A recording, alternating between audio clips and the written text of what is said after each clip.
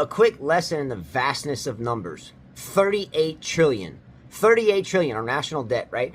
I didn't understand the vastness of these type of numbers until I was like a senior in college and I took this class, and it was like psychology, statistics in psychology. It was like a 400 level class. There was like 15 of us in the class, and the professor got R.I.P. Gerald Williams at South Alabama. I think he's deceased at this point. I know he is, whatever, much respect. But he took us to this auditorium class, and he stretches out the chalkboard and our dry erase board, and it's a huge thing. And we usually sit in this little class, and he drew a 1 on one side of the chalkboard, a 1, and then right next to it he drew like another little line. It was a million, and then right next to it another line. It was like a billion, maybe a little bit further, and then all the way across the room it was a trillion.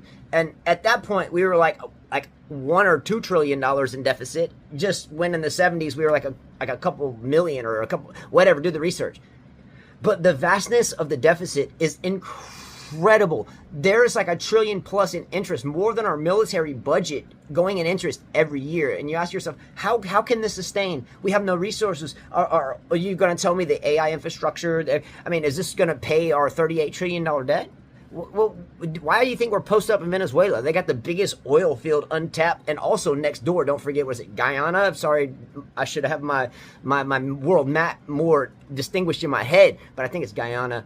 Anyway, much respect. I used to have an employee that worked for me in the car business that was from Guyana. I'm fairly certain. Okay, so why are we posted up about to blow up Iran and no one's talking about it? Same shit? The petrodollar? What's our dollar backed on? I don't know. Think about it. But $38 trillion in debt. And half of that is not only the bombs that we drop.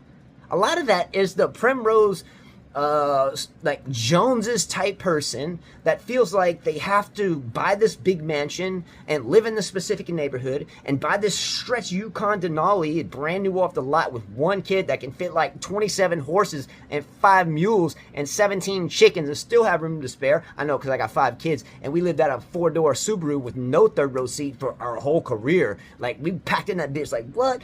Yeah, we know we're from the other side of the tracks. Not really, we're not. But that's how we approach things. Now, ask yourself, $38 trillion in debt, and everyone is trying to out-Jones one another.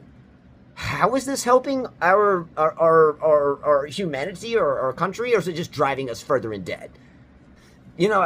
Recently, I saw something, and there was someone that was taking their child on a private jet for a fucking birthday party in fucking New York City.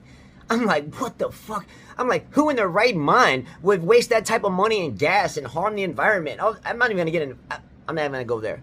But why wouldn't you give that to people that fucking hurt? And if a lot of people, I don't want to give it to them because they'll just smoke it up. Well, why don't you find a place that actually doesn't give it to people that smoke it up and help the motherfuckers on the street that are hurting? Come on, man. Private jets? Birthdays at 12? What?